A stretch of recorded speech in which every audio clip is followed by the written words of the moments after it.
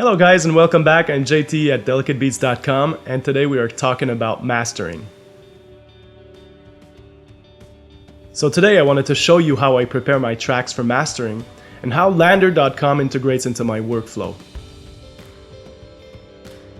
As some of you may know, my day job is to compose music for online libraries, and I have to provide them with several edits of each of the tracks I put online. 15-second version, 30 seconds, a minute long, the full track, instrumental beds without the drums, and loops. So that makes up for a lot of mastering. Back in the day I used to do my own home masters, and quite frankly they sucked.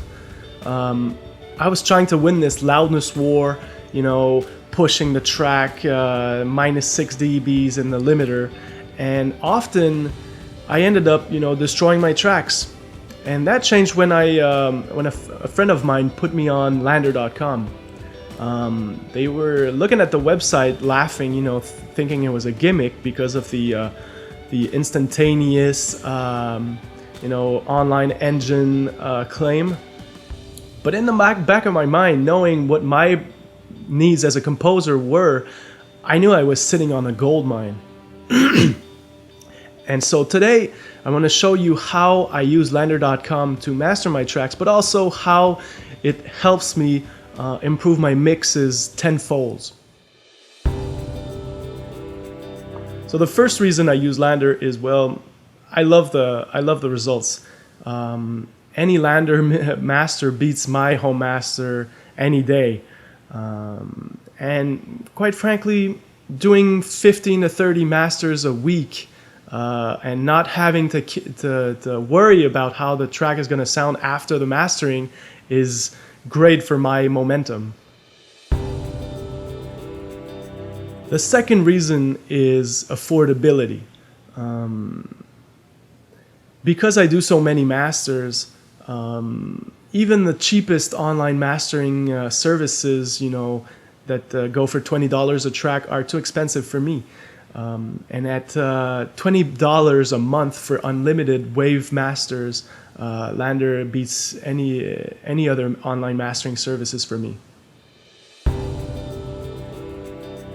The third and most important reason why I use Landr is, well, because it's a second pair of ears, and virgin ears at that, that help me focus on my mixes.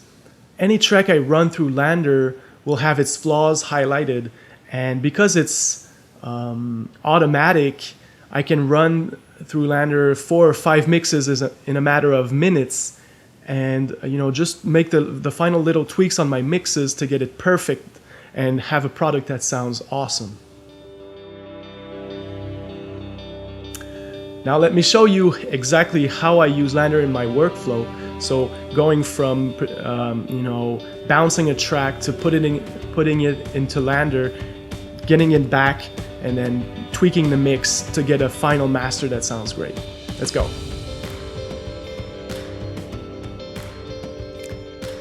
Here we are in Logic Pro X, and I have a track that's ready to be mastered here. So step 1 is to make sure that it has enough headroom. So we're going to go over to the loudest part of my song, and we're going to make sure that it doesn't clip or it's not too high.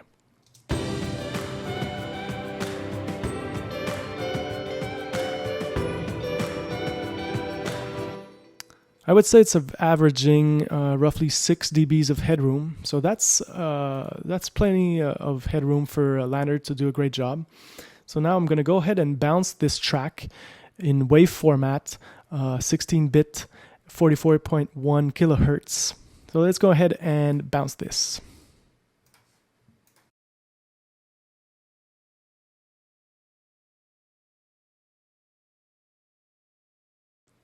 Okay, now let's go over to Landr.com. And I'm going to master a track. And what I have to do is to drag and drop my mix onto this document icon here. So here you see in real time my track being uploaded to the Landr server.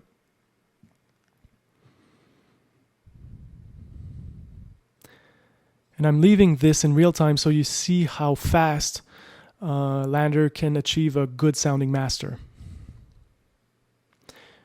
By the way, my internet connection is a rather fast cable connection. And yeah, you see that now that it's uploaded, the mastering is taking place.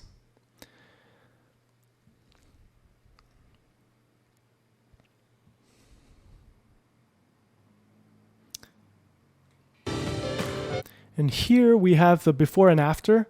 I'm not going to play you the mastered version just because it's going to be very loud, and right now I want to show you how Landr works. So the first thing I want to show you is the change intensity button. So if I click this, the engine is going to remaster 3 versions of my track. So you can either choose low, medium, or high, and it's the loudness of the track, basically. Since my song is a rather smooth track, I'm gonna use the medium setting, and I'm gonna save that. And I'm going to ask for a CD quality master, and I'm gonna hit save and send. Now we are going to wait until the system tells us that the master is ready for download.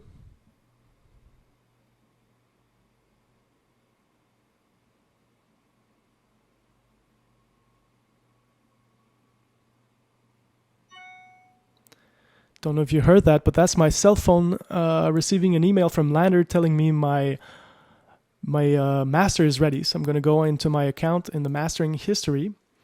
And here at 2:15, same time on my system, I have a Endless Oceans Mix 1.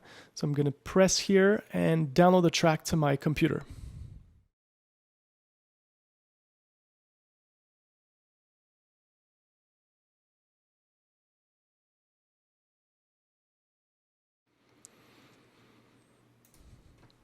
All right, so now the fun part begins. I'm going to re-import my master in my session, and what I want to do is analyze the master. So let's play the track.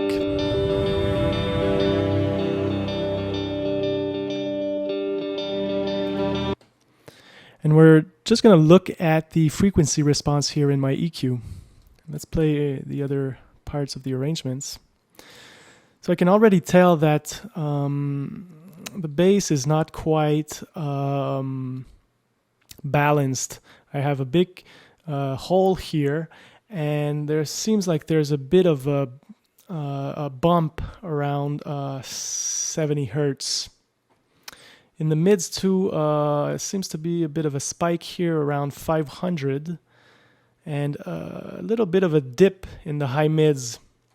And finally, spikes around 3.5K. So I already have an EQ that I did that balances those spikes and dips. So I took out a bit around 99 hertz, minus 3 dBs, same around 500.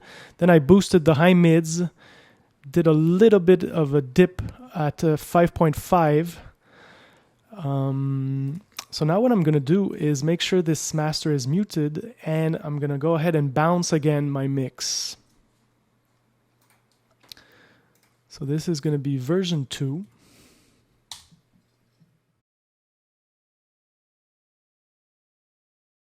And this EQ job is really where you want to add the color and the character of your mix. Landr being very transparent, it will only return a master that sounds exactly like the mix you sent to the website. So, and because of the experience I gained with mixing and mastering, I know that the EQ curve that I am looking for is one that basically in the louder parts where the drums and everything is in, that goes from high here in the bass and has kind of a steady downward slope. So that's what I'm trying to recreate with the dips and boosts I did with my EQ curve. Now let's go back to Landr and master mix version 2.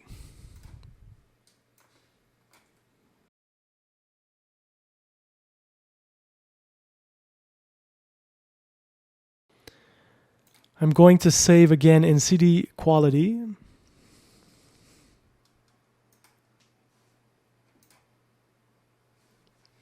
And I'm going to wait for the mix 2 to be ready for download.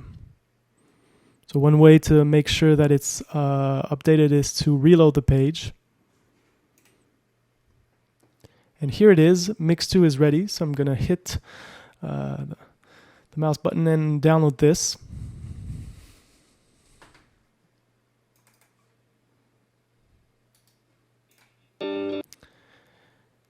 I'm going to go back to Logic and import my second master in the Arrange view.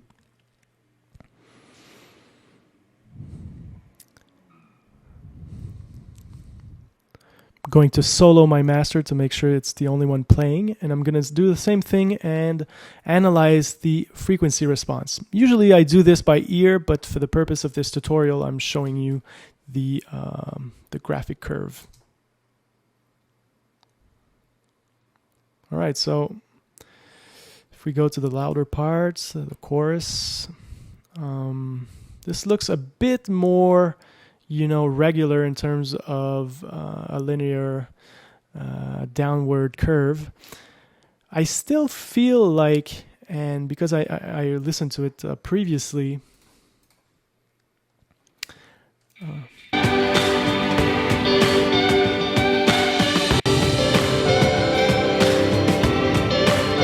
I feel like there could be a bit more bottom, and that will help also the mids to not come out as harsh. And I think that for my final master, I'm going to try out the low setting on the mastering engine, because again, this track is smooth and it doesn't need to be super loud. So what I'm going to do here is mute my second master and go back to my main EQ curve. And what I'm going to do now is add a low shelf EQ boost right below 50. And I'm going to try, I don't know, 3.5 dBs. And I'm going to lower a bit of the high mids because I thought the track sounded just a bit harsh to my ears. So I'm going to bounce this third version.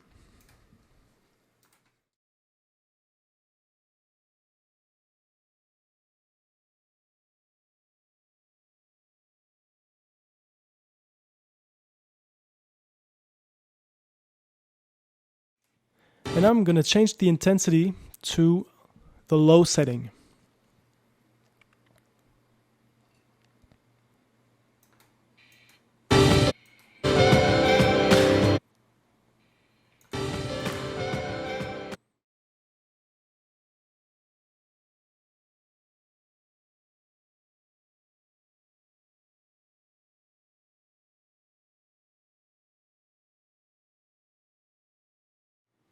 I'm going to wait for my email to come in my inbox.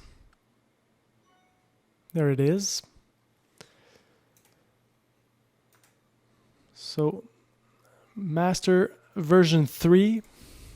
Hopefully the final version that I'm going to submit to my publisher. And so let's one last time import this third master into Logic. This is mix 1. This is mix 2. And finally, what's going to be my final version of the master for Endless Oceans.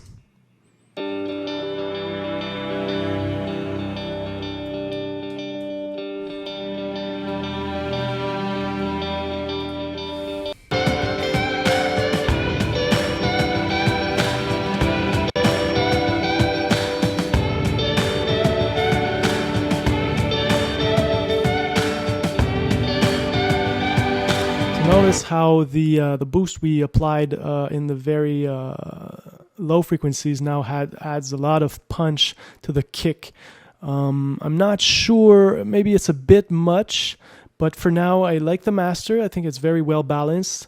It's warm, it's crisp, and it has a lot of bottom. So this is how I use Landr to improve my mixes step by step, you know, letting the engine tell me where I need to boost or cut. And through a couple passes like this, I can achieve great sounding masters. All right, guys, thank you for watching. I hope you found it useful. And I invite you to try Landr, at least the free version, see what it can do to your tracks. Let's not get into the debate of whether it's better than human mastering engineers, and let's see it as a super useful, super well-built tool that can help you guys make better tracks and better sounding music. So don't forget to watch my other videos, subscribe to my channel, ask questions in the comments box. I'll be more than happy to chat with you guys, and see you next time.